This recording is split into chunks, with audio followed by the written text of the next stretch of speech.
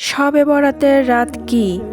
মৃত ব্যক্তির রূহ তাদের আত্মীয়দের সাথে কি দেখা করতে আসে? এই রাতে কবরের মধ্যে কি ঘটে? আজকের ভিডিওটি খুবই তথ্যবহুল হতে চলছে, তাই ভিডিওটি অবশ্যই শেষ পর্যন্ত দেখতে থাকুন। এ রাত উপলক্ষে অনেক মুসলিম ভাই বোনদের মাঝে কিছু ভ্রান্তি ধারণা রয়েছে। যেমন মৃত ব্যক্তিদের আত্মা দুনিয়ায় থাকা তার আত্মীয় স্বজনদের কাছে ফিরে আসে এবং তাদের সঙ্গে ইবাদত সহ নেক কাজে লিপ্ত হয়ে থাকে, কিংবা মৃতদের আত্মা জীবিতদের সাথে দেখা করতে আসে এবং তাদের খোঁজ খবর নেয়। প্রথম কথা হলো, মৃত ব্যক্তিরা কখনোই তাদের আত্মীয় স্বজনদের কাছে আসতে পারে না, কারণ আল্লাহ তাআলা তাদের এই ক্ষমতা দেননি, এমনকি কোরআন হাদিস দ্বারা তা প্রমাণিত নয়, এবং নবী রাসূলদের কেউ এই ক্ষমতা দেওয়া হয়নি যাতে তাদের আত্মা পৃথিবীতে ফিরে আসে। আল্লাহ তাআলা তাদের কাছে উম্মতের আমলগুলো পৌঁছে দেয়। যেমন পবিত্র হাদিসে রয়েছে, কেউ যখন আমার উদ্দেশ্যে দরুদ এবং সালাম পাঠ করে, তখন আল্লাহর বিশেষ একদল ফেরেশতা, যা আল্লাহ তাআলা নিয়োগ করেছেন, যারা আমার নিকট এসে সংবাদ পৌঁছে দেবে।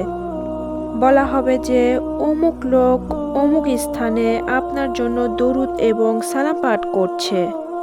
আর যখন কেউ আমার নিকট এসে সালাম দেবে, তখন আল্লাহ আমাদের রূহ ফিরিয়ে দেয় যাতে আমি তার উত্তর দিতে পারি।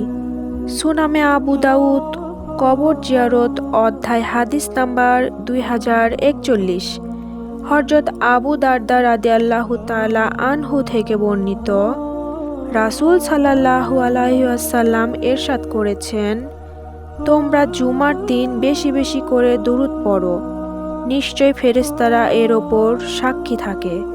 আর যখন কেউ আমার ওপর দরুদ পড়ে, তখনই তা আমার নিকট পেশ করা হয়। আবু দারদা রাদিয়াল্লাহু তাআলা আনহু বলেন, আমি জিজ্ঞাসা করলাম, ইন্তেকালের পরেও কি তা পেশ করা হবে? উত্তরে তিনি বললেন, হ্যাঁ, কেননা আল্লাহ তাআলা জমিনের জন্য নবীদের দেহ ভক্ষণ করা হারাম করে দিয়েছেন।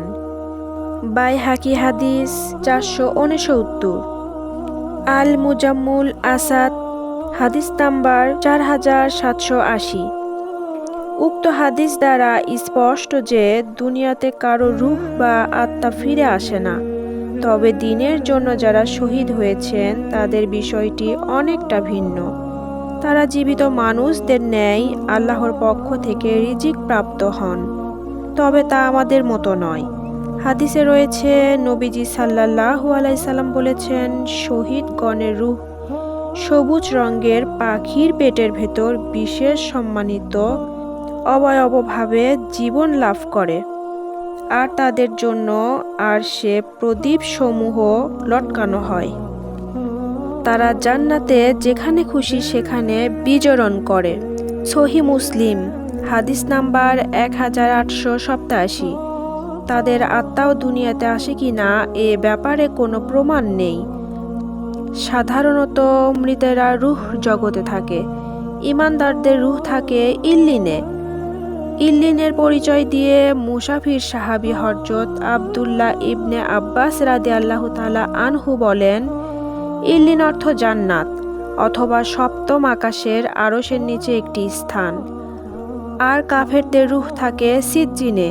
এটা জাহান্নাম নয়, কিন্তু এখানকার পরিবেশ জাহান্নামের মতোই। কবরের আযাব বলতে যা বোঝায় তা এই সিজ্জিনেই হবে। এই দুই জগতের অবস্থান সম্পর্কে আল্লাহ তাআলাই ভালো জানেন। তবে যে কোনো সময় মৃত ব্যক্তির জন্য মাগফিরাতের দোয়া করলে সঙ্গে সঙ্গে তা মৃতের রূহতে পৌঁছে দেওয়া হয়। নফল নেক কাজের সোয়াব পৌঁছে দেওয়া হয়। বিশেষত দান সদকা দুনিয়ায় করে যাওয়া তার সদকায়ে জারিয়া, দ্বীনে ইসলাম প্রচারের ব্যবস্থা এবং সন্তানের নেক দোয়া মৃত্যুর পরেও সবসময় তার রূহতে পৌঁছে থাকে। যে কোনো সময় মৃতের কবর জিয়ারত করলে, তাকে সালাম ও দোয়া জানালে, তখনই আল্লাহ তাআলা ওই মৃত ব্যক্তির রূহ কবরে ফিরিয়ে দেন, আর সে সালামের জবাব দেয়। পরিচিত হয়ে থাকলে জিয়ারতকারীকে চেনে।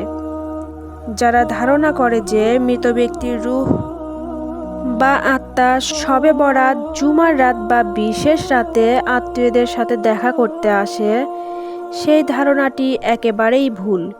এই ব্যাপারে কোরআন বা হাদিসে কোনো প্রমাণ পাওয়া যায়নি। জুমার রাতে যে কথা এসেছে, এর তাৎপর্য হলো প্রতি বৃহস্পতিবার তথা জুমার পূর্বের রাতে কবরবাসীরা যে কোনো জিয়ারতকারীর অপেক্ষায় থাকে। কেউ যদি জিয়ারতে যায় কিংবা ঘরে বসে সোয়াব পাঠায়, তাহলে পুরা কবরবাসী আনন্দিত হয়। এমনও আছে কোনো মানুষ ঘন ঘন যদি নিজ পিতামাতা বা আত্মীয়দের কবর জিয়ারতে যায়, তাহলে সঙ্গীর কবরবাসীরাও তার বাবা মার আত্মীয় স্বজনদের রূহকে জিজ্ঞাসা করে, আজ কি তোমার ছেলে, নাতি, ভাই, ভাতিজা বা আত্মীয়টি আসবে না, বা এখনো আসছে না কেন, কিংবা এই বৃহস্পতিবারে এলো না কেন? তাহলে তো আমরাও তার দোয়ার বরকতে কবরে অনেক শান্তি পেতাম। এভাবে জুমার রাত দিন 24 ঘন্টার মধ্যে কিংবা সারা সপ্তাহ জুড়ে কেউ কবর জিয়ারত করে, দোয়া দুরুদ পড়ে আর সব ঈমানদার নারী পুরুষদের জন্য দোয়া করে, তখন সবার মধ্যেই আনন্দের সাড়া পড়ে যায়। এক হাদিসে আছে, মৃত ব্যক্তিরা সমুদ্রে হাবুডুবু খাওয়া মানুষের মতো, যে একটা অবলম্বনের জন্য হা হুতাশ করে থাকে।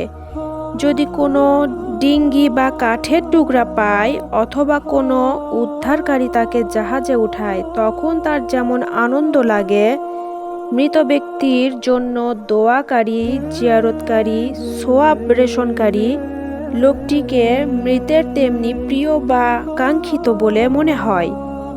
বাইহাকি জিয়ারত অধ্যায়।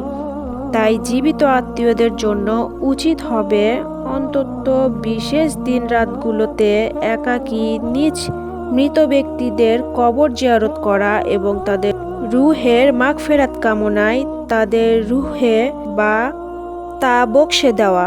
লাইলাতুল বারাতের হাদিসগুলো অধ্যয়ন করলে রাসূল সাল্লাল্লাহু আলাইহি সাল্লাম থেকে এ রাতে একাকী কবর জিয়ারতের হাদিসও পাওয়া যায়।